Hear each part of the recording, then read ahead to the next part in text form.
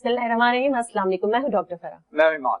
जनाब कैसे हैं आप लोग? संडे का दिन सब आराम कर रहे होते हैं, लेकिन बहुत से ऐसे लोग जो जानना चाहते हैं कि हम उनके लिए आज कौन से मेहमान लेकर आए हैं, यानी किन को इनवाइट किया है और उनकी जानने के लिए क्या क्या चीजें बताने वाले, वो जरूर टीवी के सामने बैठे होंगे। क्या कहते हैं आप? तो हमारी कोशिश ये होती है कि जी हम ऐसे मेहमानों को बुलाएं जो जिनसे आपको बहुत कुछ सीखने को मिले। आज के जो हमारे मेहमान हैं वो किसी तारुफ के मोहताज नहीं है। इश्तियाक बेग साहब हैं जो कि एक फाउंडेशन भी चला रहे हैं मेक अ विश के नाम से। मैं इनसे जरूर पूछूंगी कि मेक अ विश क्या है, कि वो कौन सी ऐसी विश है जो इनकी फाउंडेशन में होती है पूरी, और साथ ही साथ मोरक्को के क्या कहते हैं एजाजी कौंसल जनरल भी हैं और PML नून के बिजनेस फोरम पाकिस्तान के प्रेसिडेंट भी हैं, और उसके अलावा जो है क्या कहते हैं फॉर्मर वाइस प्रेसिडेंट FPCCI भी। ओ वेरी नाइस। और साथ ही साथ इनको सितारा इम्तियाज से भी नवाजा गया है। मोरक्को का जो उनके जो एजाजी जो उनके वहाँ का रकम हुआ था वो भी शायद मिला हुआ है। बड़ा मुश्किल नाम है, वो खुद बताएंगे। शायद नहीं, यकीनन मिला हुआ है। नहीं, नाम बड़ा मुश्किल है। Thank you, Dr. Saiba and Aman. Thank you so much. It's my pleasure and honor to be in your show today. Thank you so much for your coming. Sir, ये जो भी नाम ले रहे थे, सितारा कौन सा? मोरक्को से क्या मिला? कोई आपको एजाजी आपको देखिए, जिस तरह हर मुल्क के मुख्तलिफ नाम होते हैं, तो जैसे पाकिस्तान में सितारा इम्तियाज जो है ये एक एजाज है, इसी तरह मोरक्को में वसान अलावी कहलाता है। ये सबसे हाईएस्ट अवार्ड है जो मैं वाहिद पाकिस्तानी हूँ जिसको मोरक्को की हुकूमत ने दिया है, क्योंकि मैं उनका ऑनरी कौंसल जनरल हूँ फ्रॉम द लास्ट 15 ईयर्स। और जैसे आपने कहा कि मैं फॉर्मर वाइस प्रेसिडेंट भी रहा हूँ फेडरेशन का, और मैं कॉलमिस्ट आल्सो जी। कोई 15 साल से जी मैं कॉलम भी लिख रहा हूँ पाकिस्तान की लीडिंग न्यूज़पेपर के लिए। और डॉक्टर साहब ने बताया है कि मेक ए विश फाउंडेशन जो एक इंटरनेशनल इदारा है जो दुनिया के 50 ममालिक में है, और वो बच्चे जो जॉन लेवा मर से मुब्तला होते हैं उनकी जो भी एक मोस्ट चेरिश विश कह रहे हैं, आखिरी विश कह रहे हैं, उसको ये हम पूरा करते हैं। सर ये तो आप बहुत ही अच्छा और बहुत ही नेक काम कर रहे हैं, क्योंकि आप जानते हैं कि इसके साथ साथ और भी बिजनेसमैन भी हैं, बिजनेस भी करते हैं और उन लोगों को सपोर्ट भी करते हैं। छोटा बिजनेसमैन है यानी कारोबार छोटा है या बड़ा, आजकल हर जो कारोबारी बंदा है यानी बिजनेसमैन है, वो छोटा हो या बड़ा, वो बहुत ही ज्यादा मसाइल से दो चार है। सर क्या कहेंगे? देखिए, आपने बिल्कुल सही कहा, क्योंकि हुआ ये कि बिजनेस के लिए जो है ना एक अच्छा एनवायरनमेंट का होना बहुत जरूरी है। अब इस वक्त बड़ी अनसर्टेनिटी चल रही है, जैसे आप देख रहे हैं कि रोजाना जलसे हो रहे हैं, जुलूस निकल रहे हैं, हालात खराब हैं, इकोनॉमी हमारी इतनी अच्छी नहीं जा रही है। वैसे ही कोविड की वजह से जी पूरी दुनिया हिली हुई थी, मगर हमारे यहाँ पॉलिटिकल इंस्टेबिलिटी जो है उसकी वजह से और ज्यादा हालात खराब हैं। तो जो बिजनेसमैन है वो थोड़ा सा, देखिए बिजनेसमैन की कोई पार्टी नहीं होती है, उसकी पार्टी वो होती है कि जिस पार्टी के होते हुए उनका बिजनेस फ्लोरिश करे, बढ़े आगे। तो यही वजह है कि इस वक्त जो है कि जब से इमरान खान साहब की हुकूमत आई है, कुछ हमारे GDP जो होती है बिजनेस की, जिसको आप देखते हैं वो हमारी माइनस के अंदर चली गई है। प्राइसेस बहुत ज्यादा आ गए हैं, बाहर से लोग जो हैं वो यहाँ पे आके इतनी इन्वेस्टमेंट नहीं कर रहे हैं। उसकी वजह है कि वो सब बाहर बैठ के जब तमाम चीजें देखते हैं तो उनके पास दूसरे ऑप्शंस होते हैं। डॉक्टर साहब, they can always go to some other country for the investments. ये FPCCI जो बनी हुई है, बिजनेस कम्युनिटी के लोग सारे बिजनेसमैन उसमें होते हैं। FPCCI का रोल क्या है? अगर हमें तो नजर नहीं आता है। मैं अपने तौर पे देखा है कि इलेक्शन होता है, फिर 6-7 मंथ तक जो नई कैबिनेट आती है वो आपस में करते हैं, फिर नया इलेक्शन आ जाता है। हाँ, देखिए अमान साहब, होता ही है कि जिस तरह हर बिजनेस की एक एसोसिएशन होती है जी। आप लोगों की भी, केबल ऑपरेटर की भी एक एसोसिएशन है, आप कहीं से गुजरे हैं जनाब, तो हर एक की एक एसोसिएशन होती है। तो आप ये कह लें इसको साफ लफ्जों के अंदर कि ये एक एसोसिएशन है जो कि बिजनेसमैन के लिए बिजनेसमैनों की एक एसोसिएशन है, उनकी वॉइस है, जिसको हम एपेक्स बॉडी कहते हैं बिजनेस कम्युनिटी की। और इसके अंदर तमाम चैम्बर्स जितने होते हैं पाकिस्तान के, जैसे कराची चैम्बर एक चैम्बर है, इस तरह सियालकोट भी है, बावलपुर भी है, इस्लामाबाद भी है, वो सब चैम्बर और एसोसिएशन मिलके एक प्रेसिडेंट को बनाती हैं।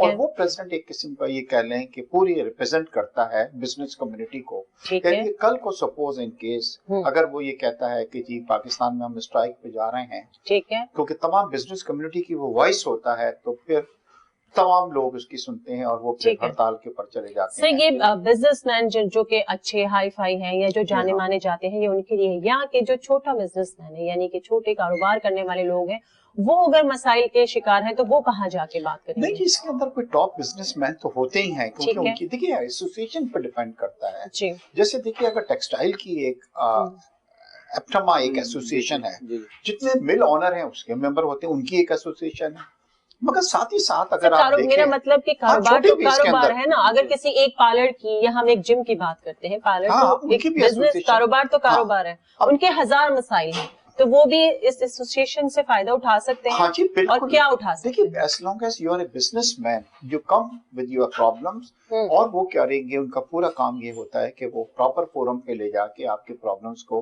हुकूमत के साथ डिस्कस करेंगे। अगर आपकी ब्यूटी पार्लर आप उसको रिप्रेजेंट कर रही हैं, आपके कुछ मसाइल हैं, आमतौर पर मसाइल क्या होते हैं, टैक्स के मसाइल होते हैं, लोग आपको तंग कर रहे हैं, टैक्स ज्यादा लगा रहे हैं, इन तमाम चीजों का। मैंने इसका जिक्र इसलिए किया कि मैंने अक्सर एक दो बार कुछ मीटिंग अटेंड की थी FPCCI में, तो मैंने वहाँ खवातीन को ज्यादा देखा, तो उनके मसाइल भी वहाँ सुने जाते हैं और हल होते हैं। या देखिए, खवातीन माशाल्लाह पाकिस्तान की आधी पॉपुलेशन है, बिल्कुल, और माशाल्लाह बड़ी बिजनेस वुमेन भी हैं। सारे बड़े बिजनेस और छोटे बिजनेस में फर्क कुछ नहीं है।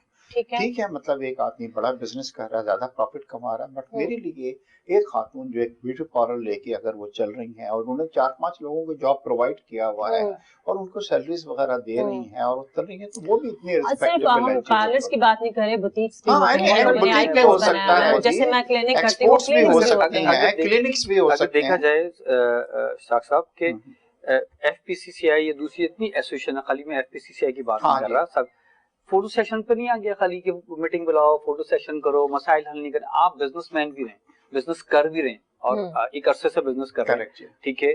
उसके अलावा मुख्तलिफ डिफरेंट उसके आप एसोसिएशंस में प्रेसिडेंट भी रहे, लीडिंग आपने लीड किया है, ठीक है। सुना स्टूडेंट के दौर में भी आप लीड करते थे जब स्टूडेंट थे, तो आपको तो ज्यादा बेसिक पता है इन चीजों का, मसाइल का, लोगों का। तो कहाँ तक कोशिश की आपने हल करने के लोगों के मसाइल? हाँ, अमान साहब, ये आपने बिल्कुल सही कहा कि आजकल फोटो सेशन पे हर चीजें ज्यादा चली गई हैं और बस बैठ रहे हैं, बातें हो रही हैं, फोटो आ रहे हैं, अखबारों में छप रहे हैं, मगर काम उस पे इतना नहीं हो रहा डॉक्टर साहब जितना काम होना चाहिए जी। तो लोगों के मसाइल, बिजनेसमैनों के मसाइल इतने हल नहीं हो रहे हैं, और यही वजह है कि बिजनेसमैन जो है वो बड़े फ्रस्ट्रेशन का इस वक्त शिकार हैं कि हमारी आवाज जो है, जो क्वार्टर्स हैं, मतलब राइट, वहां तक नहीं पहुंच रही है। मेरे ख्याल से कम तकरीरें करें, कम फोटोग्राफ का सेशन करें और ज्यादा काम पे तवज्जो देनी चाहिए। सर, हमारे यहाँ तो सोशल मीडिया पे ऐसी चीजें वायरल होती हैं, जैसे आज एक पार्टी हो रही है वो बहुत ज्यादा हर चैनल इसको प्रमोट किया, लेकिन ऐसे लोग, डिसेबल लोग जो बहुत हुनरमंद हैं, और उनकी अगर आप चीजें देखें फेसबुक पे या इंस्टाग्राम पे या इन जगहों पे, तो उनकी बहुत सी चीजें होती है, उनको उठाना चाहिए, उनके बारे में पाकिस्तान को बताना चाहिए, क्योंकि पाकिस्तान हमारा बहुत ही ज्यादा हुनरमंद लोगों से भरा पड़ा है। क्या कहते हैं सर आप इस बारे में? बिल्कुल सही जी। पाकिस्तान के अंदर इतनी, आप यकीन करेंगे, इस मुल्क में मैं दुनिया के 60 ममालिक को ट्रैवल कर चुका हूँ। Morocco is like my second home, मेरा वहाँ पे घर भी है। मोरक्को में अल्लाह ने हमें, मोरक्को कह रहा हूँ, पाकिस्तान में अल्लाह ने हमें इतनी नियामतें दी हैं। देखिए, अब हमारी इनकम देखिए, हमारे इस वक्त $2.2 बिलियन हमें हर महीने हमारे जो ओवरसीज पाकिस्तानी है वो पाकिस्तान को भेज रहे हैं। यानी कि आप कुछ नहीं कर रहा, पाकिस्तान 2.2 बिलियन अ मंथ, यानी कि मोर देन $25-26 बिलियन रेमिटेंसेस से आ रहा है। उसके बाद देखिए हमारे पास एग्रीकल्चर है। एग्रीकल्चर जो है, खुदा ना खास्ता, देखिए इस वजह कोविड का वक्त आया तो दुनिया के बड़े बड़े इंडस्ट्रियल कंट्री जो थे वो हाथ पे हाथ रख के बैठ गए, फैक्ट्रियां बंद हो गई, मगर अल्हम्दुलिल्लाह के पाकिस्तान में आपने देखा कि हमारी एग्रीकल्चर जो थी वो चल रही थी, हमारा वीट जो था प्रोड्यूस हो रहा था, यानी कि रात को हम रोटी खा के सो जाते थे, ये नहीं कि हम भूखे मरेंगे। एग्रीकल्चर भी एक बहुत बड़ी हमारी चीज होती है। फिर हम एक्सपोर्ट्स भी कर रहे हैं। इस वक्त पाकिस्तान की 25 बिलियन की तकरीबन एक्सपोर्ट हो रही है, जिससे बहुत ज्यादा जो है वो टेक्सटाइल की एक्सपोर्ट उसके अंदर बहुत मीनिंग कर रही है। तो कहने का मकसद ये है कि हमारी अर्निंग के काफी वो हैं। ओनली प्रॉब्लम ये है कि हम समहाउ इसको मैनेज प्रॉपर तरीके से नहीं कर पा रहे। अगर हम जितने हमारी चादर है इतने हम पैर फैलाएं और इसको प्रॉपर तरीके से मैनेज करें, तो आप यकीन करें कि ये मुल्क जो है बड़े तरक्की करने के इसमें बहुत ज्यादा मौके हैं जी। नहीं, आप जैसे लोग माशाल्लाह हैं जो करना चाहते हैं, तो वही सही कि सिस्टम बने तो कुछ हो ना, पाकिस्तान का कुछ बेहतर बने। सिस्टम कौन बनाएगा? सिस्टम वही लोग बनाएंगे जो, देखिए अगर आपकी आवाज पे आपकी आवाज सुनी जाती है, जैसे आपने कहा अगर हम कोई स्ट्राइक कॉल करना चाहें तो हुकूमत तक, पाकिस्तान की हुकूमत तक वो आवाज जाती है। Correct. मैं बात बड़े बिजनेसमैन की इस टाइम नहीं करूंगी क्योंकि वो अपने लिए बात कर लेते हैं और अमीर अमीर से अमीर होता जा रहा है, गरीब और नीचे गिरता चला जा रहा है। सिर्फ बात किसानों की है, बात उन छोटे दुकानदारों की है। बड़े बड़े स्टोर्स बन रहे हैं, छोटे दुकानदार बिल्कुल पिसते चले जा रहे हैं। महंगाई इतनी ज्यादा हो चुकी है, पेट्रोल बिल्कुल नीचे नहीं आ रहा, तो इसके लिए आप लोग आवाज क्यों नहीं उठाते आम आवाम के लिए? देखिए अवाम के लिए, देखिए फेडरेशन जो है तो वो तो बिजनेसमैनों का एक फोरम है, तो वो अवाम के लिए आवाज नहीं उठाएगा, मगर आवाज जो है अवाम खुद अपने लिए उठाते हैं, मतलब और उठा रहे हैं, ऐसी बात नहीं है, आ रहे हैं। मैंने कई मुजाहरे देखे हैं, लोगों ने कई बार कहा है कि जी ये इंक्रीज जो है वो हम एक्सेप्ट नहीं करेंगे और बतलाइए, क्योंकि आप देखिए अवाम बहुत वोकल हो गए हैं। What is social media? Social media is अवाम। आप किसी चीज से मुतमईन नहीं है डॉक्टर साहब, आप नहीं है, आप सोशल मीडिया पे जाएं और आप क्रिटिसाइज कर सकती हैं, हुकूमत को भी कर सकती हैं, प्राइम मिनिस्टर को भी, सबको, और ये आवाज आपकी पूरी दुनिया में सुनी जाती है। इस वक्त भारत के अंदर जो किसान अपनी आवाज उठा रहे हैं वो पूरी दुनिया में सुनी जा रही है, और हॉलीवुड के स्टार्स जो हैं वो मोदी को जनाब क्रिटिसाइज कर रहे हैं। ये है अवाम जी। तो प्रोवाइडेड, मगर आवाज तो आपने उठानी है, आवाज कोई आपके लिए नहीं उठाएगा। आप लोगों ने अगर खुद अपने लिए आवाज उठाएंगे अपने तो हिस्से का आपने पौधा खुद लगाना है। बिल्कुल जी। सर आप बताएं कि क्या कहते कहाँ से तालीम हासिल की आपने, कैसे जर्नी में आए, बिजनेसमैन थे, फिर आप हमारे प्रोग्राम का नाम सीक्रेट ऑफ सक्सेस है, ये विस्तार से मेरे पास थोड़े से आउट हो गए। देखिए I was born in Karachi, I got my initial education from here, then I did my graduation और फिर यूके से मैंने जी एमबीए किया। ठीक है। उसके बाद जी we move to Dubai. So Dubai जो था बहुत ज्यादा ऊपर आया हुआ था, तो मी एंड माय ब्रदर हम दोनों वहां पे गए and we started some business there, और माशाल्लाह वो बिजनेस जो था उसने बहुत तरक्की की। सर क्या बिजनेस शुरू किया था वहाँ? हम लोग ये वहाँ पे एजेंट थे कोडेक के for the whole Middle East ji. Kodak जो ये उस वक्त फिल्मों का वक्त था, तो आप ये फिल्में यूज नहीं करते, वो किसी जमाने में कोडेक की कैमरास, कोडेक के रोल्स वगैरह चलते थे, बिल्कुल प्रोसेस की वो होते थे, इक्विपमेंट्स हुआ करते थे जिसके अंदर आप देते थे तो दूसरे दिन आपको काफी एक्सपेंसिव होता था। बिल्कुल ठीक कह रहे हैं। तो हम जी पूरे मिडिल ईस्ट के लिए हमारे पास इनकी एजेंसीज थी एंड माशाल्लाह वी डिड वेरी वेल। हमारे कोई 20-25 शोरूम्स थे, मगर ये हुआ कि फिर वालिद साहब की जब डेथ हुई तो वालिद साहब was into business over here which was a textile and he thought that we thought कि अब अम्मी भी के लिए बहनें भी के लिए, तो हम दोनों भाई वी मूव बैक। बट हमारा बिजनेस वहाँ पे दुबई के अंदर फिर मैनेजर्स वगैरह थे, प्रोफेशनल्स थे, वो चलाते रहे। ठीक है। फिर हमने जी यहाँ पे आने के बाद वो टेक्सटाइल के अंदर हम आ गए, we were one the leading exporters of denim जो होती है, यान बिजनेस में भी हम आए। और फिर मोरक्को एक ऐसी मार्केट थी कि हमने वहाँ पे काफी बड़ा एक्सपोर्ट्स किया, क्योंकि मोरक्को के अंदर बहुत डिमांड है, यान की भी है, फैब्रिक की भी है, क्योंकि गारमेंट्स वहाँ पे बहुत ज्यादा बनते हैं। तो अल्लाह ने बड़ी सक्सेस दी। बट देखिए मैं सक्सेस अपनी जो देता हूँ वो अपने आप को उसका क्रेडिट नहीं देता हूँ, मैं इसका क्रेडिट देता हूँ कि मैंने अपने माँ बाप की बड़ी खिदमत की, और मेरे वालिदा और वालिद हमेशा हमें यही कहते थे कि दुआएं देते थे, मतलब एंड वी फील के दुआएं बहुत ज्यादा होती हैं। तो वो लोग जो बिजनेस में हैं, यंगस्टर्स आए हैं, खुदा रहा दुआओं को भी अपने माँ बाप की जरूर आप उनको लें। पॉलिटिक्स में कैसे आ गए आप? पॉलिटिक्स से मैं कुछ और पूछने वाली थी, मैं ये पूछने वाली थी कि बिजनेस करते करते करते फिर आप जाहिर अपनी ऐसी जिंदगी में भी आए जिसमें आपने शादी भी की नाजिया हसन के साथ। उनके साथ आपकी लव मैरिज थी? हाँ definitely. Nazia was not the type who will go for the arrange marriage के शादी की रात को मुझे देखेगी मैं उसे देखूंगा। It was a love marriage. तो सर वो अल्लाह ताला उनको बुलंद दर्जात उनको दे, और ये कि कोई अच्छी ऐसी बात जो आपको हमेशा याद आती है। देखिए आप लोग या जो आमतौर पे व्यूअर्स उनको जानते हैं, वो इस तरह जानते हैं कि वो एक सेलिब्रिटी थी, मगर कितनी वो सिंपल थी आपको इसका अंदाजा नहीं है। और देखिए खूबसूरती जो होती है वो चेहरे पे तो हर होता है, बट इनसाइड खूबसूरती जो होती है वो बहुत कम लोगों में। कभी मैंने उनको नहीं देखा कि घर में वो चीखना चिल्लाना, नाराजगी, ये करना वो करना। She was a very simple girl, but उनको ये मालूम था कि उनकी जिंदगी वाज लिमिटेड, तो हर चीज को वो जल्दी थी। आपने देखा कि छोटी एज में उन्होंने अपना गाना शुरू कर दिया। जब मेरी उनसे नाजिया से जब पहली मुलाकात हुई थी, यूनाइटेड नेशन में वो काम करके आई थी और उस वक्त उनको कैंसर हो चुका था, and it was a very tough decision for me too, मतलब क्योंकि मेरे वालिदैन इस चीज के लिए राजी नहीं थे। वैसे छोटा सा ब्रेक लेते हैं, फिर कंटिन्यू करते हैं। छोटा सा ब्रेक लेते हैं, साथ रहिएगा हमारे, जाइएगा नहीं, बिल्कुल कहीं नहीं जाइएगा।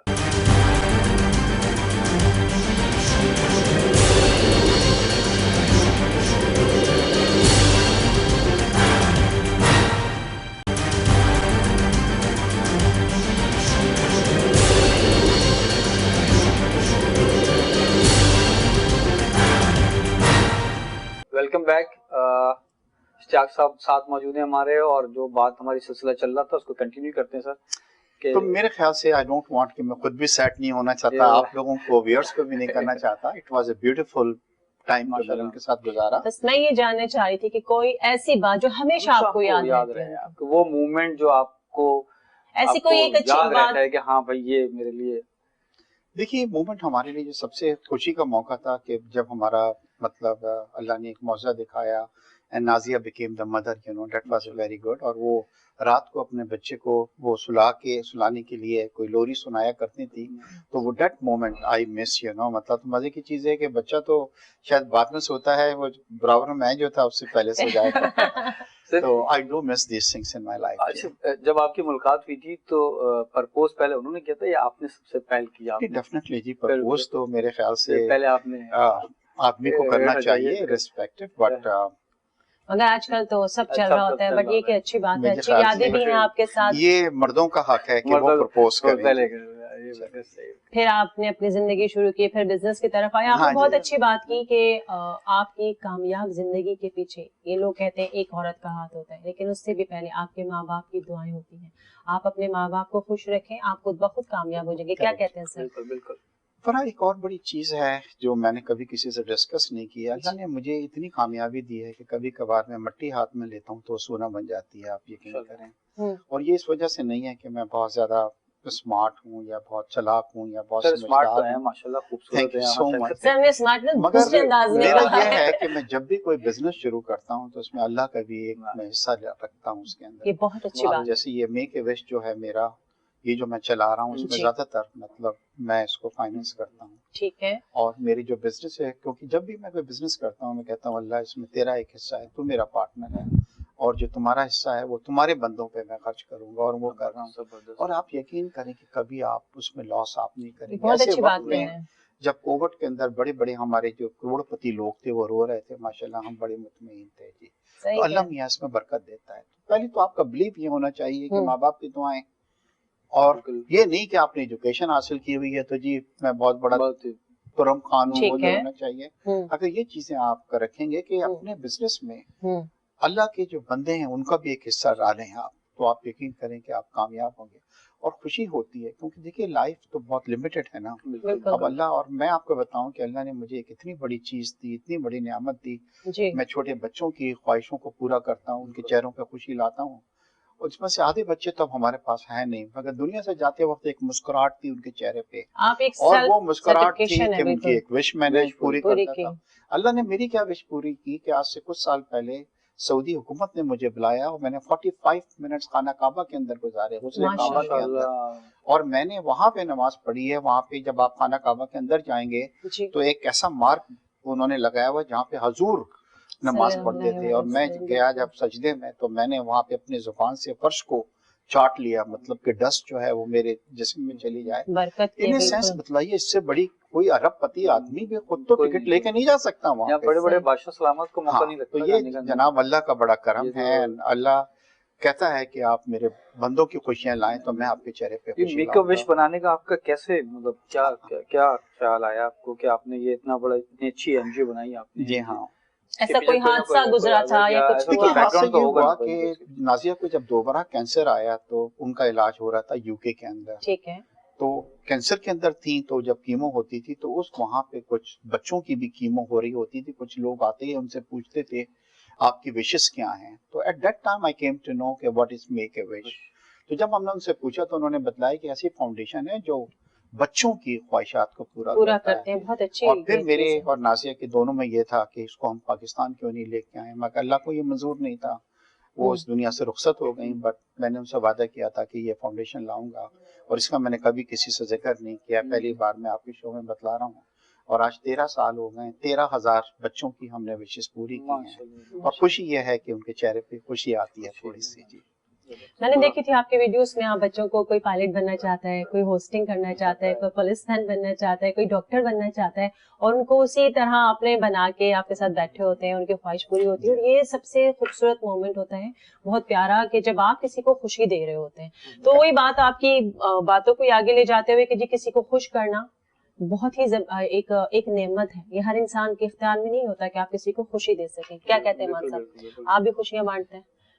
सब कोशिश करते हैं, फाउंडेशन चलाते हैं, बिल्कुल कोशिश करते हैं हम सब, और हम है शाहीन में काम करते हैं, खुशी आप लोगों के लिए, और अल्लाह इसका जज़ा देगा आपको, दुनिया में देगा। बिल्कुल, आप बहुत अच्छी बात करें सर। इसी चीज को आगे बढ़ाते हुए मुझे ये बताइए कि एक अच्छे बिजनेसमैन की क्या क्वालिटीज होती है? देखिए, अच्छे बिजनेस आजकल क्या है कि एजुकेशन हम जब हासिल कर लेते हैं, मतलब तो हमें एक्सपीरियंस की जरूरत होती है। ठीक है। अच्छा, बिजनेस अब बहुत आसान हो गया है। जब हमारा जमाना था, जब हमने स्ट्रगल शुरू की थी, उस वक्त बिजनेस इतना आसान नहीं था, और अब बिजनेस जो है वो बहुत आसान हो गया। आप जब एजुकेशन करके आए तो मेरी एडवाइस ये है कि किसी मल्टीनेशनल के अंदर जाएं, कुछ अरसे थोड़ा सा आप एक्सपीरियंस ले लें। अच्छा, पहले ये था कि बिजनेस शुरू करने के लिए सरमाए की बहुत बड़ी जरूरत होती है। आजकल तो मैं कई ऐसे यंगस्टर्स को जानता हूँ जिन्होंने ऑनलाइन चीजें वो करके, और वो माशाल्लाह घर बैठ के सब्सटेंशियल अमाउंट जो है वो कमा रहे होते हैं। और आप वो किसी में भी करें, आप अपने ड्रेसेस बना के ऑनलाइन पे आप उसको लॉन्च कर सकती हैं। मेरे कुछ दोस्त हैं, उन्होंने फूड वूड बना के जी डिस्ट्रीब्यूट करना शुरू कर दिया है। इस तरह और बहुत सारी चीजें। एक कुछ दोस्त थे, अभी कुछ दिनों पहले मैंने घर के लिए कोई डेकोरेशन ऑर्डर की, तो जो 2 लड़के आए वो जनाब MBA कर रहे थे। ठीक है। और उन्होंने क्या किया कि कुछ बाहर से बड़ी अच्छी चीजें इंपोर्ट करके क्रेडिट पे ली, और यहाँ पे उसको इंपोर्ट भी तो बहुत महंगा हो गया, क्योंकि टैक्सेस इतने ज्यादा हो गए हैं कि वो बिजनेस भी आपका थोड़ा काफी हद तक डिस्टर्ब है। अब ये हो रहा है कि महंगा तो हो गया है, मगर लोग लेते हैं, मतलब जो जरूरत होती है, आपने सिर्फ थोड़ी सी इसकी वर्किंग करनी होती है। कहने का मकसद है कोई चीज, चाहे वो कपड़े हो, डेकोरेशन का सामान हो, और कुछ हो। अभी कुछ दिन पहले एक औरत थी, वो बड़े अच्छे मैट बनाया करती थी जिसमें हम चाय वाय रखते हैं, मतलब पाकिस्तान के अंदर। मुझे बड़े पसंद आए, मैंने उनको ऑर्डर किया। तो उन्होंने क्या किया कि वो जब भी मैं रखता था तो निशान पड़ जाता था, तो वो जनाब, मैं कहने का मकसद है सो मेनी आइडियाज अब बहुत ज्यादा हो गया है। एजुकेशन पे भी आप कर सकते हैं ऑनलाइन जी। एक और चीज मैं आपसे यही पूछना चाहूंगी कि हमारे यहाँ बहुत से ऐसे लोग हैं जो गांव देहात में भी हैं, शहर में भी हैं, जो बहुत कुछ बनाते हैं, जैसे डेकोरेशन पीसेस हो गए या हाथ की कढ़ाई होती है। सर, उनको ना तो अवेयरनेस है, ना उनको शायद मौका मिलता है। अगर वो एक्सपोर्ट करना चाहें, अपने बिजनेस को बढ़ाना चाहें, तो उनके लिए आप लोगों के चैम्बर में या कहीं पे कोई जगह है?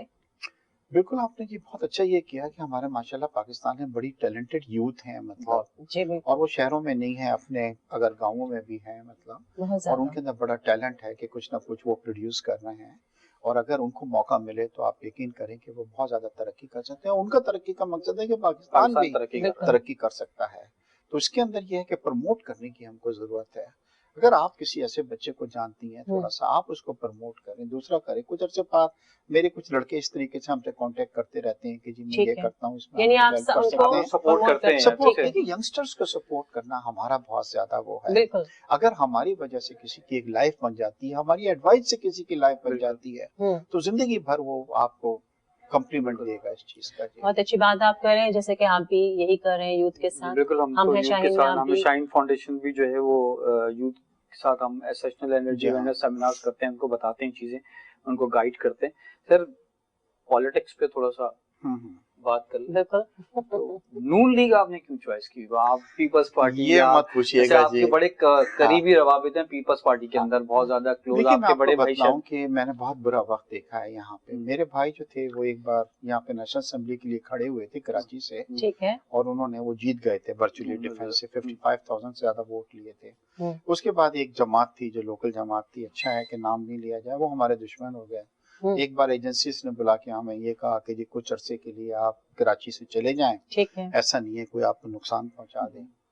तो बहुत बुरा। मैं आपको एक वाकया सुनाना चाहता हूँ कि जब मियां नवाज शरीफ साहब प्राइम मिनिस्टर बने 2013 में और कराची आए, तो गवर्नर हाउस में उन्होंने बिजनेसमैनों को बुलाया, और यकीन करें कि उस मीटिंग में मैंने कई मेहमान लोग, बड़े बड़े बिजनेसमैन आए थे, मैंने लोगों को रोते देखा।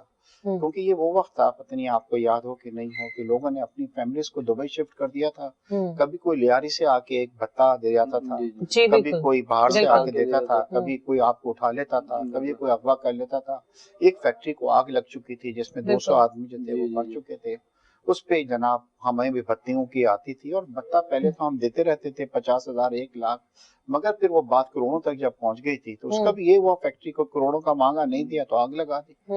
तो ये क्या हुआ कि जब मियां नवाज शरीफ साहब से बिजनेसमैनों ने रोते हुए कहा कि खुदा हाथ जोड़ के सर हमें इस चीज से निजात दिलाएं, तो मियाँ साहब जब उठे तो आप यकीन करें कि उन्होंने उनसे वादा किया और उसके बाद कराची में ऑपरेशन शुरू हुआ। आपने देखा कराची में बेहतरी आई। लोग ये कहते हैं कि जी मैं इसका क्रेडिट जो है मियाँ नवाज शरीफ साहब को देता हूँ। तो जब मियाँ साहब जो थे प्रॉब्लम में थे तो मैं उनसे मिलने गया, वो मेरे कॉलम पढ़ते हैं और हमेशा अप्रिशिएट करते हैं। और मैंने कहा मियाँ साहब मैं सोचता हूँ कि मेरी जिंदगी मैं आपको ओ करता हूँ, क्योंकि शायद उठा के लियारी वाला कोई ले जा चुका होता, कोई और ले जा चुका होता, फैक्ट्री में आग लग चुकी होती, मगर आपने वादा किया था कि कराची में आप पीस लाएंगे। और इलेक्ट्रिसिटी की प्रॉब्लम थी, हमें 12-12 घंटे हमारी फैक्ट्री बंद रहती थी। आपने दोनों ये चीजें की हैं and I think I am indebted to you, my life is indebted to you. और अब वक्त है कि मैं आपको सपोर्ट करूं एंड हियर आई एम। और मेरे दोस्त मजाक उड़ाते हैं, कहते हैं कि जब टाइटैनिक डूब रहा था तो टाइटैनिक पर चढ़ रहे थे उस वक्त। तो बात ये नहीं होती कि जी टाइटैनिक पे किस वक्त चढ़ रहे थे, मगर अगर किसी ने आपकी लाइफ पे कोई एहसान किया है तो मेरे ख्याल से आप उसको एज एक दोस्ताना अंदाज में आपने उसको ज्वाइन किया। और इलेक्ट्रिसिटी की आपने बात की, आज भी अगर देखा जाए तो इलेक्ट्रिसिटी इतनी महंगी हो गई है, गैस सर्दियों में आया नहीं है, उसके बावजूद बिल्स भी आए हैं। तो इसके लिए बंदा आप लोग कुछ कर सकते हैं या कोई जाहिरा आप लोग डायरेक्ट मिलते हैं पाकिस्तान की हुकूमत के लोगों से, ऐसे लोगों से, तो उनसे आप क्यों नहीं कहते कि कहीं तो आवाम को फ्रीडम दे? देखिए डॉक्टर साहब आप यकीन करें, it's not that I belong to none, मगर जब तक नून थी 2018 तक आप यकीन करें कि चीजें इस उसमें थी कि लोगों के रीच के अंदर थी, यानी कि आप खरीद सकते थे। अब डबल से ज्यादा हो गई हैं, डबल। चाहे वो शुगर ले लें, आप दालें ले लें, आप आटा ले लें, आप घी ले लें।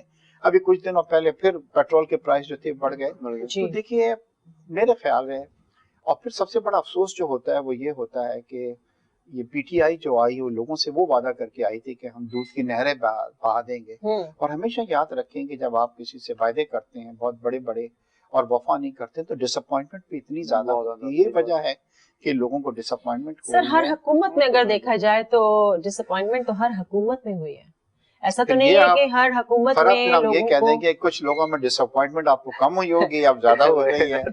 ये तो लेकिन ये बात महंगाई की अगर हम बात करते हैं तो सिर्फ पिस्ता तो हर वक्त एक छोटा वो तबका है जो नॉर्मल तबका है। देखिए कभी उसके तो मसाइल कभी हल हुए ही नहीं। एक रिसर्च हुई है जिसमें 2 सालों में 10% लोग फर्दर गरीब हो गए हैं। यानी कि एक तो गुर्बत थी ना हमारी, उसमें मिडिल क्लास लोग 10% और हो गए हैं। क्योंकि देखिए अब ये आप मत सोचें कि ये जो महंगाई हुई है ये सिर्फ पिंच जो कर रही है वो गरीबों को कर रही है, मिडिल क्लास को भी कर रही है। बिल्कुल ऐसे आप सही कह रहे हैं, हर वो बंदा जिसका अच्छा बिजनेस था वो भी परेशान है। तो इन्हीं बातों को हम करते करते थोड़ा सा लाइट मोड की तरफ चले जाते हैं क्योंकि सुबह का टाइम है और हर कोई चाहता है। तो सर आप मुझे ये बताएं कि आपकी म्यूजिक सुनते हैं? म्यूजिक तो डेफिनेटली जी, मेरी जिससे शादी रही है म्यूजिक क्वीन थी तो म्यूजिक तो सुनता हूँ। अब मैं जी पहले तो उसी टाइप का पॉप म्यूजिक जो लाइव भी थी उस वक्त, but now I am into ghazals जो मेहंदी हसन की और इन लोगों की, वो मतलब whenever I am free, otherwise my life is very busy. तो मेरा ये होता है कि जी रोजाना रात को सोने से पहले मैं जब लेटता हूँ बेड पे तो सोचता हूँ कि was it a constructive day of my life, did I contribute something for somebody, कुछ किया। ये नहीं कंस्ट्रक्टिव डे कि जी आज मैंने कुछ ज्यादा पैसे बना लिए, बल्कि ये कि किसी के लिए कोई अच्छा काम किया। और जब ये मैं सोचता हूँ कि नहीं मैंने थोड़ा सा किया, तो आप यकीन करें जितनी अच्छी नींद आती है थके हुए उसका कोई मैच नहीं है जी। बहुत अच्छी बात है जी। अच्छा एक आप पूछना चाह रहे हैं? आप पूछ रहे एक चीज अभी आप कोविड अभी जब गुजरा, आप बिजनेसमैन हैं, आप इंडस्ट्रीज भी हैं आपकी, जो हमारे सुनने में आया और क्या कहते हैं कोविड में बहुत सारी इंडस्ट्रीज के जो मालिकान थे उन्होंने रातों रात अपने हजारों एम्प्लॉइज को निकाल दिया जॉब से। ठीक है, अगर देखा जाए तो करोड़ों रुपए की ज़कात भी निकलती है, दे सकते थे, रख सकते थे, ऐसा क्यों हुआ? लोगों ने एहतजाज भी किया और कोई फर्क नहीं आया, तो ऐसा क्यों? ये बात, और इसके साथ ये भी बात आगे बढ़ाऊं कि अपने लोगों को, वर्कर्स को निकाल के और बांट रहे हैं राशन को। अच्छा, दूसरे एनजीओ को करोड़ों रुपए बांटे जा रहे हैं राशन के, और राशन तो वही राशन उन्हीं को देते। हाँ, उनको आपने भी सही कहा, मात आपने बिल्कुल सही कहा कि देखिए हमने थोड़ा सा बहुत ओवर रिएक्ट किया है, बहुत जुल्म किया है। पूरी दुनिया में कोविड आया, अमेरिका में और यूरोप में आप यकीन करें कि कई महीने बिठा के तनख्वाहें दी हैं, आज भी दे रहे हैं। आपको पता है यूके के अंदर गोरा जो है वो इतना खुश है, वो कहता है जी पूरे चलता रहे ये वो जनाब घर के अंदर बैठ के फुटबॉल मैच देख रहा है और खूब ड्रिंक्स वगैरह कर रहा है, बड़ा खुश है। आपके सर इसी बात को बहुत मजेदार बात आप करने वाले हैं, लेकिन मैं चाहती हूँ कि बीच में टूटे ना ये बात, तो हम जाते हैं एक छोटे से ब्रेक की तरफ, यूँ जाते हैं और भाग भाग के आते हैं। आपने कहीं जाना नहीं है, जाना नहीं है, बिल्कुल जाना नहीं है।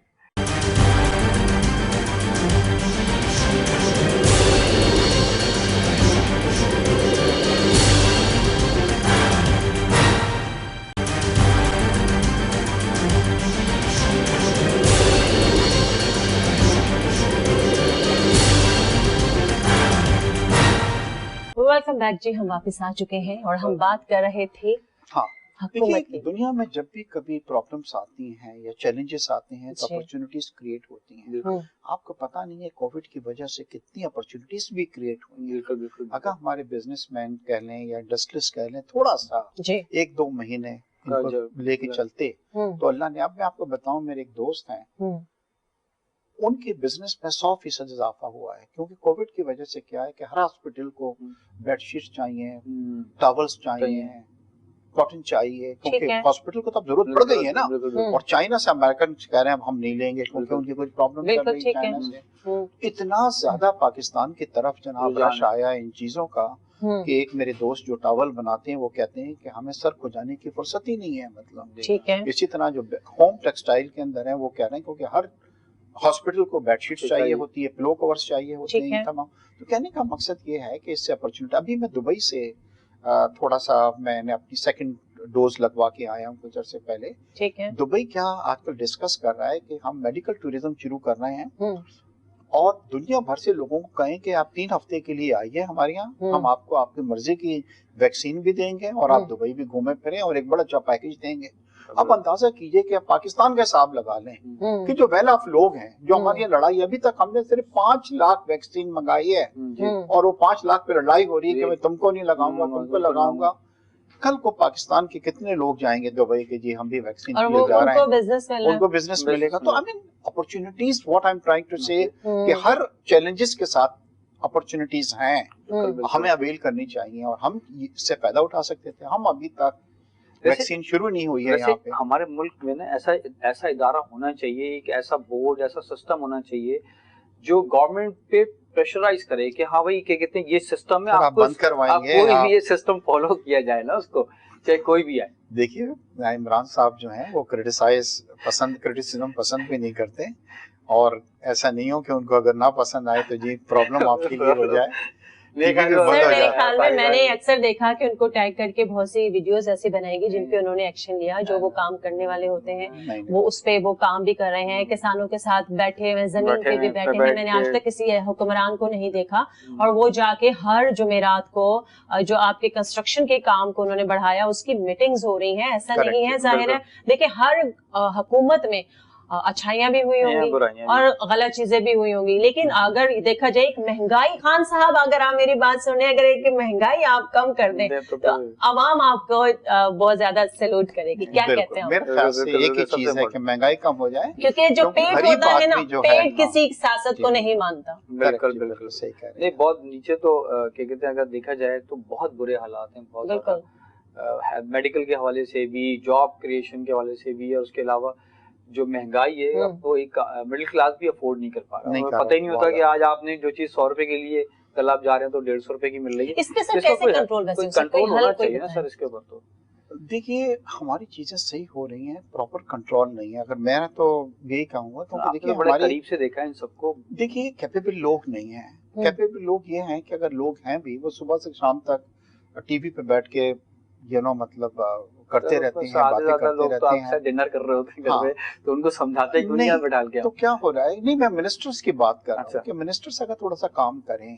सर एक और चीज ये कि यंग लोगों को, यानी यूथ को, इतने इंटेलिजेंट लोग हैं, पढ़े लिखे लोग हैं, उनको आगे नहीं क्यों नहीं आने देते सियासत में? उन्हीं लोगों को क्यों लाया जाता है जिनसे आप पहले से डिसहार्ट हो चुके हैं, जिनसे आप परेशान हैं, जिनसे आप धोखे खा चुके हैं? ऐसे नए लोगों को आगे क्यों नहीं लाया जाता? उनको क्यों ट्रेनिंग किया जाता? देखिए ओल्डर जो पॉलिटिशियंस होते हैं, may be they feel insecure with the younger politicians, but आप देख रहे हैं हमारी जो नई क़यादत आ रही है, चाहे वो पीपल्स पार्टी के बिलावल को देख रहे हैं, और माशाल्लाह मरियम को भी यंग ही एज में तस्वुर करता हूँ। नहीं सर, ये लोग जब आएंगे नहीं मतलब देखिए, it's not the age which counts, is your thinking जो है, मतलब वो क्या है। तो मैं सोचता हूँ इन दोनों की थिंकिंग जो है वो बड़ी वो है, और यंगस्टर्स को बड़ा ये पसंद करते हैं ये दोनों के दोनों। तो मेरे ख्याल से आने वाले वक्त में आप देखेंगे कि पाकिस्तान की सियासत में यंगर लोग जो हैं वो ज्यादा आने चाहिए, उनके पास सोच बहुत अच्छी है। आप तैयारी रखें, इंशाल्लाह आपको भी ऑफर आएगी। ऑफर आएगी इंशाल्लाह। नहीं, मैं हुकूमत में कुछ नहीं आना चाहती, मैं बस जो काम कर रही हूँ, मैं लोगों की खिदमत करती हूँ, फ्री कैंप्स करती हूँ, मुझे उसी में खुशी मिल जाती है। मैं भी आपकी तरह रात को सोचती हूँ कि मैंने आज कोई अच्छा काम किया है या नहीं, और मेरी कोशिश भी यही होती है। जैसे कि आप लोगों के मैसेजेस आते हैं, इतनी मोहब्बत, यकीन करें मैं लोगों को सिर्फ मैसेज का जवाब दे देती हूँ, मेडिसिन या कोई चीज बता दूं, उसमें भी लोग इतना मेरा थैंक यू बोलते हैं। तो लोग बहुत सादे हैं पाकिस्तान के, और गांव देहात के लोगों को तो बिल्कुल भी पता नहीं है कि क्या चीजें होती हैं, और हमें उनके लिए बोलना चाहिए, क्योंकि हमारे पास देखिए आपके पास भी एक सीट है, आप बात कर सकते हैं, हम भी मीडिया के साथ बैठे हैं, हमें भी बात करनी चाहिए। तो हम तो बात कर रहे हैं, हम तो कह रहे हैं कि जी जो पाकिस्तान के प्राइम मिनिस्टर साहब हैं, इमरान खान साहब, जो पेट्रोल है उसको सस्ता किया जाए। पहले मेरी गाड़ी 3000 में भरा फुल हो जाती है, वो 4500 में होती है, तो मुझे भी तकलीफ होती है। बहुत महंगा हो गया, बहुत ज्यादा। सर ये एक चीज और, आपने इतनी आपकी जर्नी है, इस जर्नी में कोई कहीं ऐसी हर्डल्स आई हैं जिसके वजह से आप काफी परेशान भी हो कि हाँ? देखिए हर्डल्स तो आती है, अभी भी आ रही हैं, पहले भी आती हैं, मगर दो चीजों का बिलीव आपका बड़ा होना चाहिए कि हर्डल्स अगर आती हैं तो जाने के लिए आती हैं। ठीक है। तो हमारे पास कभी कभी ऐसी सिचुएशन, अभी देखिए जब ये कोविड आया जी, तो लोग इतने डिसहार्टेड थे, दे थेट कि दुनिया चेंज हो गई, अब हमेशा ये रहेगी।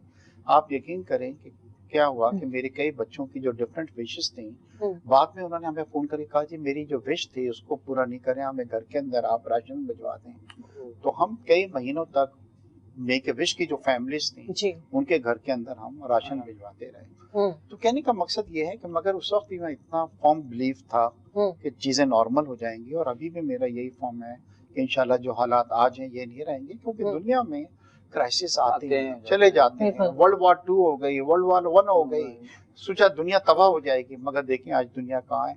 तो इंशाल्लाह हर्डल्स आती हैं, मगर अगर आपका फर्म बिलीव ये हो कि जाने के लिए हैं तो आप यकीन करें कि वो चली जाती है एक दिन, और फिर हमें याद भी नहीं रहता।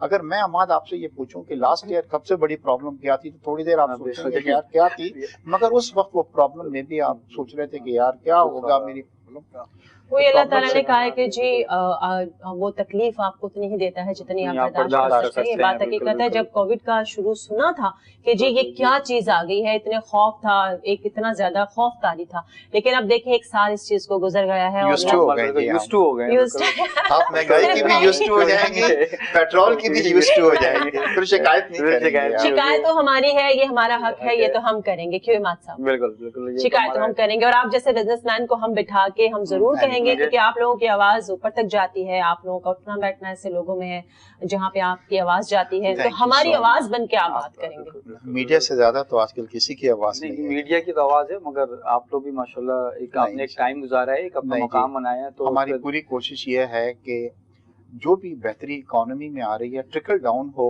और गरीब को इसका समर जो है वो पहुंचे, ठीक है, ताकि वो शिकायतें जो नहीं करे। तो मुझे उम्मीद है इंशाल्लाह की हुकूमत जो है, क्योंकि देखिए अगर आपने नहीं किया तो नेक्स्ट इलेक्शंस में आप किस तरह किस मुंह से जाएंगे और लोगों से कहेंगे कि आप मुझे वोट दें। अगर तो ये तो कहते हैं ना, पिछली हुकूमतों ने कुछ नहीं किया, वो तो खड़ा होके कहते हैं कि जी हमें वोट दें, हमने ये किया, हमने वो तो करते हैं, वो तो हमेशा करते हैं। नून ने तो किया है। आपको ये पता है कि 1200 पंजाब साइड पे, सर पंजाब साइड पे काम जरूर हुआ है। कराची में अगर देखा जाए, मैं आपकी बात को आगे लेके जा रही हूँ, लेकिन कराची में देखें आज भी वही मसाइल हैं, वही प्रॉब्लम है। आप निकलते हुए डरती थी पहले, आप कहाँ डरती हैं? ये बिल्कुल आज भी सर जहाँ पे जहाँ मसाइल हैं, आपको अंदाजा नहीं है। चाइल्ड अब्यूज इस कदर बढ़ा हुआ है, उस पे कंट्रोल नहीं है।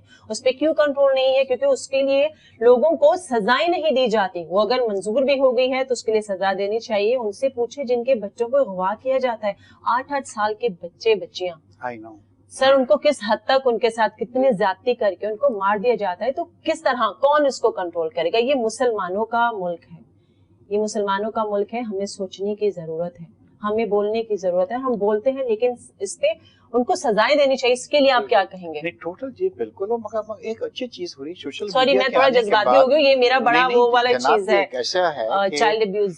क्योंकि जो देखिए एक बड़ी अच्छी चीज ये हुई कि सोशल मीडिया बड़ा एक्टिव हो गया इसके अंदर, और आजकल चाइल्ड अब्यूज के बड़े केसेस सामने आ रहे हैं, बहुत ज्यादा, उन लोगों को बहुत ज्यादा जलील भी किया जा रहा है, केसेस भी बनाए जा रहे हैं। हाँ जी बिल्कुल। तो इसके अंदर तो मैं I totally agree with you कि जनाब किसी को कोई हक नहीं है चाइल्ड अब्यूज का, कि बच्चों को जी आप उनके ऊपर जुल्म करें, उनके ऊपर ज्यादती करें, और ऐसी ऐसी खबरें आती हैं कि आपके रूंगटे खड़े हो जाएं। और जो लोग ये करते हैं क्या उनकी अपनी औलाद नहीं है? बड़ा ताजुब होता है इस चीज़ का। मगर मुझे पूरी उम्मीद है इंशाल्लाह कि आने वाले वक्त के अंदर ये अवेयरनेस जब क्रिएट होगी और लोगों को डर क्रिएट होगा, बिल्कुल, तो फिर कभी ऐसी चीज का सोचेंगे भी नहीं। क्योंकि सर प्रोग्राम सुबह का है, बिल्कुल, और नाश्ते में क्या लेते हैं आप? थोड़ा सा मूड को हल्का करते हैं कि आप लोग भी सुबह सुबह बैठोगे देख रहे होंगे। बड़ा लाइट नाश्ता करता हूँ क्योंकि समहाउ मेरी बड़ी कोशिश है कि अपने वेट को मैं थोड़ा सा कम करूँ, मगर वो होने का नाम नहीं ले रहा। तो सुबह नाश्ता जी मेरा ये होता है कि 2 डेट्स लेता हूँ, जो खजूर होती है जी उनको लेता हूँ, थोड़ा सा पॉरेज है, एक ऑरेंज जूस है जी, मतलब वेरी लाइट। इसी तरह लंच के ऊपर मैं लंच नहीं करता और मैं सूप या थोड़ा सैलेड ले लिया। रात को मेरी सबसे बड़ी जो प्रॉब्लम होती है वो ये है क्योंकि रोजाना कहीं ना कहीं मैं इनवाइटेड होता हूँ तो बड़ा लेट डिनर होता है और फिर कुछ ज्यादा खा लिया जाता है। आपका कम नहीं हो सकता, सुबह आपने नाश्ता बहुत अच्छा लेना है, उसके बाद दोपहर में आपने सूप या कोई सैलेड बॉल लेना है, आपका वेट खुद ही नहीं जी फिट आपको कहते हैं, आपको कहते हैं जिनको हम स्लिम कहते हैं। तो जी जनाब। हाँ, अभी एक चीज और आपसे, जैसे आप मोरक्को के ऑनररी कॉन्सल जनरल भी हैं, तो पाकिस्तान के लिए 15 साल से, तो पाकिस्तान के लिए क्या आपने रास्ते हमवार किए, पाकिस्तान की यूथ के लिए वहाँ पे पाकिस्तानी बिजनेस के हवाले से, या बहुत सारी चीजें ऐसी जो मोरक्को में पाकिस्तान की जो रिलेशन है उसको किस तरह डेवलप किया? मत देखिए, Morocco is like a second home for me, मेरा वहाँ पे घर भी है, ठीक है, और अब कोविड आ गया, इससे पहले हर महीने के बाद मैं जनाब मोरक्को पहुंचता था। मोरक्को के लोग बड़े प्यार करने वाले लोग हैं। आप यकीन करें कि आप कभी अगर मोरक्को जाएं और उनको ये पता लगे कि आप पाकिस्तान से आए तो आपका हाथ पकड़ के अपने घर ले जाएंगे कि जी आप हमारे घर में ठहरे, आपको होटल में ठहरने की जरूरत नहीं, ठीक है। और बड़ा अच्छी रिच वो है, तारिक बिन ज़ियाद का ताल्लुक जो था मोरक्को से था, इब्ने बतूता का ताल्लुक जो था वो मोरक्को से था। और आपको सुन के बड़ी खुशी होगी कि मैंने इस वक्त हमारा $400 मिलियन का बायलैटरल ट्रेड है बिटवीन मोरक्को एंड पाकिस्तान जी, मतलब ठीक है। तो उसमें इजाफा हुआ है। जब 15 साल पहले ये मुश्किल से 50 मिलियन पे खड़ा हुआ था, तो मेरी पूरी कोशिश होती है कि दोनों, अभी कुछ अर्से पहले मैंने मोरक्को के अंदर पाकिस्तानी फेस्टिवल किया जिसको बिरयानी फेस्टिवल होता है, जिसमें 12 तरह की बिरयानी बना के जब मोरक्को में खिलाई तो पागल हो गए। और अब इस वक्त हमारे बड़े राइस जा रहा है वहाँ पे, पहले ये इनको पता ही नहीं था कि पाकिस्तानी राइस क्या होता है। कहने का मकसद है कि मैंने बड़ी कोशिशें की हैं और इंशाल्लाह इसमें इजाफा भी होगा।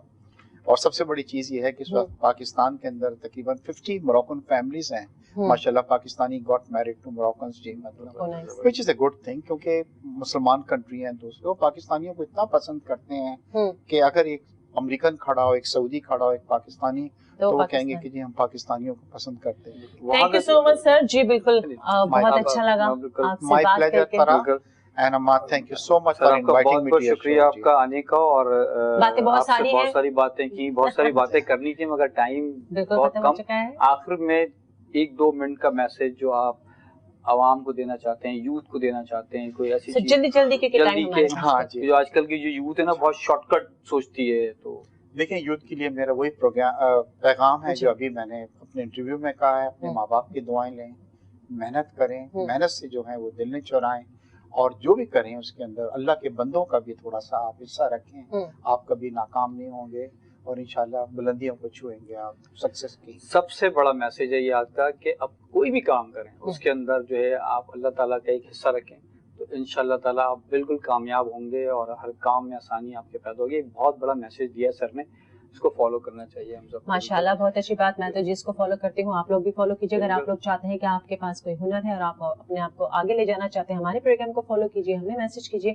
हमें अपना हुनर की चीजों को भेजिए, हमसे कांटेक्ट करें, हम सर से बात करेंगे और आप लोगों को आगे पहुंचाने के हम जरूर जिम्मेदार बनेंगे या हम आपके मदद कर सकते हैं। उम्मीद करती हूँ आज का प्रोग्राम आपको पसंद आया होगा। इजाजत दीजिए इश्तियाक बेग साहब को, मुझे इमाद को, मुझे डॉक्टर फराह को, चैनल को भी और इसकी टीम का बहुत शुक्रिया जो ये प्रोग्राम हमारे लिए ऐसा बनाते हैं कि हम आप तक पहुंचा सके। तो इजाजत दीजिए, खुदा हाफिज, पाकिस्तान जिंदाबाद।